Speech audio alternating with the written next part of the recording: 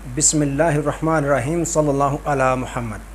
तमाम देखने और सुनने वालों को नाहिद अहमद जिलानी का सलाम। नाजरीन, आपको जिलानी जी यूट्यूब चैनल पर खुशामदीद। अल्लाह अज़्ज़ा वजल से दुआ है, अल्लाह अज़्ज़ा वजल आपको जहाँ भी रखे अपने अहले खाना समेत बाखरियत रखे, खुश भी रखे और महफूज भी। नाज़रीन इकराम, अपनी गुफ्तगू का आगाज़ करने से पहले तमाम ख़वातीन व हज़रात से ये गुजारिश है जो हमारे चैनल पे अभी नए हैं वो हमारा चैनल सब्सक्राइब फरमा लें ताकि रोज़ाना आप तक हमारी नई वीडियोज़ आसानी के साथ पहुँच सकें। बिला ताहीर अपनी गुफ्तगू का आगाज़ करता हूँ। तहरीके इंसाफ के लिए बहुत बुरी खबर, और इस्लामाबाद में 3 बड़े इस्तीफ़ों की गूंज। अली अमीन गंडापुर के लिए बड़ी खुशखबरी। इन तमाम इश्यूज़ पे मैंने बात करनी है। नाज़रीन इकराम, सबसे पहले बात करते हैं कि मुल्क पाकिस्तान में जो 8 फरवरी को इलेक्शन हुए उन पे पाकिस्तान की जो 3 जमातें इस वक्त हुकूमत में हैं, इत्तेहादी हुकूमत बनी है, उनके अलावा तमाम जमातें इस पर शोर मचा रही हैं कि ये धांधली नहीं बल्कि धांधला ज़दा इलेक्शन है। अब मौलाना फजल रहमान देखें, जमात इस्लामी देखें, तहरीक इंसाफ देखें, अवामी नेशनल पार्टी देखें, जितनी भी छोटी बड़ी जमातें हैं सब की सब शोर मचा रही हैं कि ये धांधला ज़दा इलेक्शन है।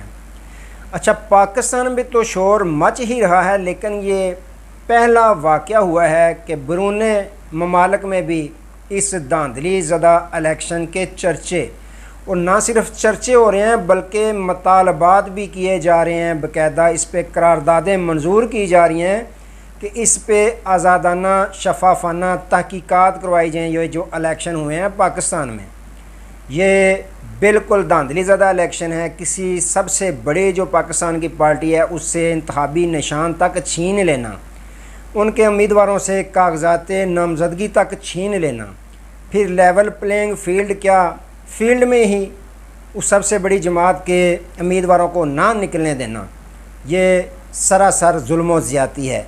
ये नाज़रीन इकराम पाकिस्तान में नहीं, अमेरिका में देखें आपने, अमेरिका का सबसे बड़ा ईवान है, उसमें करारदाद मंजूर की जा रही है कि इस पे आज़ादाना शफाफाना तहकीकात होनी चाहिए।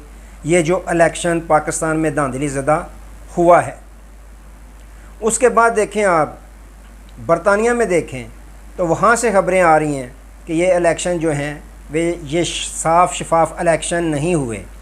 जिस मुल्क के भी मुबस्सरीन यहाँ पाकिस्तान के इलेक्शन को कवर करने आए थे, कवरेज देने आए थे यहाँ, तो उन्होंने भी रिपोर्टें जो दी पूरी दुनिया के मीडिया ने, इंटरनेशनल मीडिया ने, कि ये पाकिस्तान में साफ़ शफाफ इलेक्शन मुनक्कद नहीं हुए।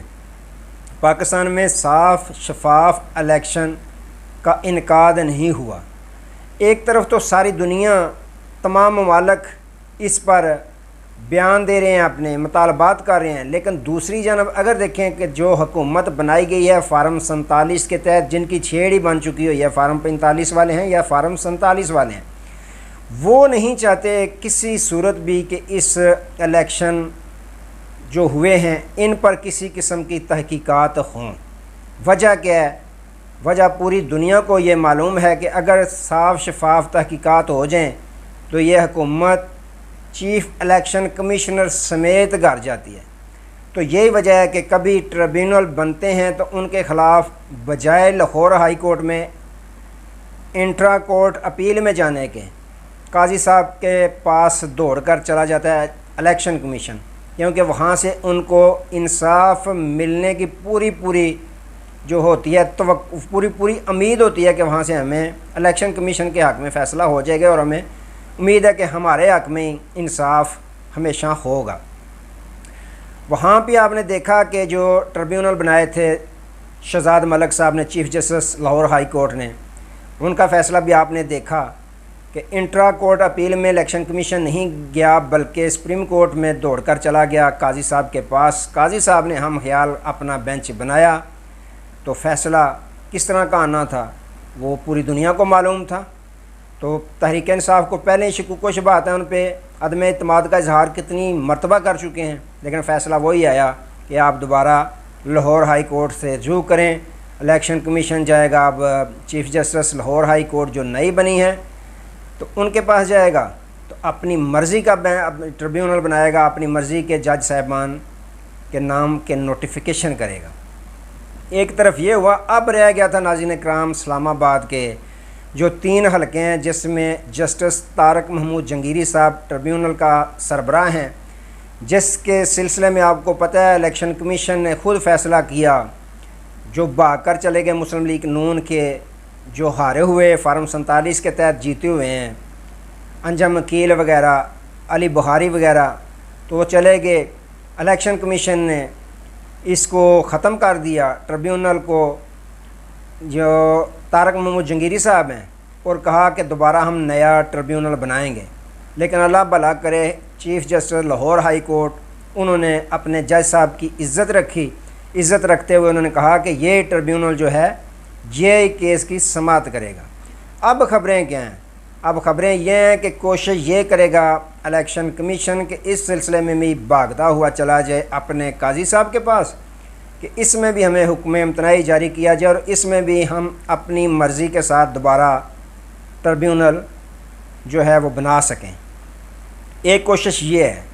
अगर ये कोशिश उनकी कामयाब हो जाती है तो वाह भला, नहीं होती तो ख़बरें ज़रा ये दे रहे हैं कि जो तीनों इस्लामाबाद के हलके हैं वहाँ से जो जीतने वाले नून लीग के उम्मीदवार हैं फार्म 47 के तहत, फिर वो उनके इस्तीफ़े जो हैं बिल्कुल तैयार हैं, वो इस्तीफ़े दे देंगे। वजह क्या है? वजह यह है कि उन्होंने इस्तीफ़े इसलिए देने हैं कि ये जो सारी 2 नंबरी है बयान हल्फी जमा करो, अगर 2 नंबरी पकड़ी गई तो फिर आप नाअहली के लिए तैयार रहें, जिसके डर की वजह से अब अगर ये चोरी पकड़ी जाती है तो इसमें मुलव्वस निकलेंगे चीफ़ इलेक्शन कमिश्नर साहब जिन्होंने ये इलेक्शन करवाया है, तो उनकी भी छुट्टी हो सकती है।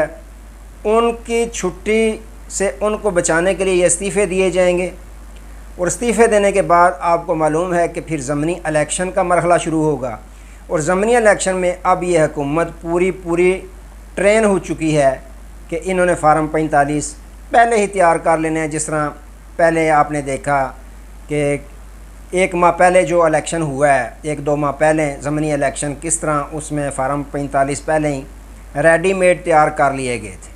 तो अब ख़बरें ये हैं कि उन्होंने इस्तीफ़े दे देने हैं अगर उनकी दाल ना गली सुप्रीम कोर्ट ऑफ पाकिस्तान में, क्योंकि तारक महमूद जंगीरी साहब जो हैं वो बड़ी तेज़ी के साथ इस केस की समाअत कर रहे हैं तीनों हलकों की। तो अगर इन्होंने देखा कि हमारी दाल नहीं गलती सुप्रीम कोर्ट ऑफ पाकिस्तान में, फिर इन्होंने इस्तीफ़े दे देने हैं, अपने आप को भी बचाना है और अपने चीफ़ इलेक्शन कमिश्नर साहब को भी बचाना है।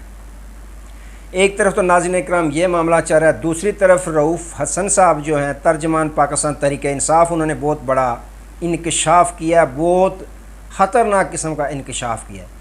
उन्होंने कहा कि जो साबिक़ वज़ीर-ए-आज़म है बानी तहरीक इंसाफ इमरान खान साहब के ख़िलाफ़ बगावत का मुकदमा बनाने की तैयारी की जा रही है और ना सिर्फ ये मुकदमा बनाया जाएगा बल्कि इस मुकदमे में उनको मिलिट्री कोर्ट्स में ले जाने का पूरा प्रोग्राम बनाया गया है। ये रऊफ़ हसन साहब का बयान है कि उनको बगावत के मुकदमा में मिलिट्री कोर्ट्स में ले जाने का प्रोग्राम है। अगर ये ऐसा करते हैं तो फिर खान साहब की रिहाई नामुमकिन नज़र आ रही है, बहुत ही मुश्किल नज़र आ रही है कि खान साहब की रिहाई मुमकिन हो सके। तो ये नाज़रीन इकराम किसी और का बयान नहीं, तर्जमान पाकिस्तान तहरीक इंसाफ रऊफ़ हसन साहब ने बाकायदा कहा है कि ये प्रोग्राम बनाया जा रहा है। तो अगर दूसरी जानब देखें इस हुकूमत के बयानात, तो उनसे भी आप बखूबी अंदाज़ा लगा सकते हैं कि राना सनाह साहब ने क्या बोला था कि अभी हमने इमरान खान साहब की मेहमान नवाजी करनी है, जितना मुमकिन हो सका हम छोड़ेंगे नहीं। तो नाज़रीन इकराम इस पर फिर रद्द अमल और जवाब दिया उमर अयूब साहब ने। उन्होंने भी कहा कि अगर ये इस तरह का प्रोग्राम बनाते हैं, इस तरह का ये काम करते हैं, तो फिर हुकूमत KPK में हमारी है, हम भी इनके ख़िलाफ़ बगावत के मुकदमात दर्ज करवाएंगे। तो नाज़रीन इकराम ये पाकिस्तान की सबसे बड़ी जमात, सबसे बड़ी जमात के सबसे बड़े लीडर इमरान खान साहब के मतलब इस तरह का जो मुकदमा है बनाने की तैयारी की जा रही है। आखिर पे नाज़रीन इकराम अली अमीन गंडापुर जो KPK के वज़ीर आला हैं, उनके लिए खुशखबरी है कि उनके आपको पता है कि रावलपिंडी की अदालत ने एक I-9 थाना में उनके ख़िलाफ़ मुकदमा दर्ज था इंसदाद दहशतगर्दी का। उसके नाकाबिले ज़मानत वारंट गिरफ़्तारी उनके जारी किए थे अदालत ने। आज उन्होंने दरख्वास्त पेश की है कि मैं ज़ाती मसरूफियात की वजह से अदालत में पेश नहीं हो सकता, लिहाजा मेरे जो वारंट गिरफ़्तारी हैं नाकाबिले ज़मानत वारंट गिरफ़्तारी उनको मनसूख किया जाए, मैं अदालत के सामने सरेंडर करता हूँ। तो उनके लिए खुशखबरी ये है कि अदालत ने उनके नाकाबिले ज़मानत वारंट गिरफ़्तारी जो हैं वो मनसूख कर दी हैं। तो ये KPK के वज़ीर आला और KPK की आवाम के लिए बड़ी अच्छी खुशखबरी है। तो नाज़रीन कराम, आज के लिए इतने, दोबारा नए मौजू के साथ आपकी खिदमत में हाज़िर होंगे। तब तक के लिए इजाज़त दीजिए, अपना बहुत सारा ख्याल रखिए और अपने चैनल का भी। अल्लाह हाफ़िज़।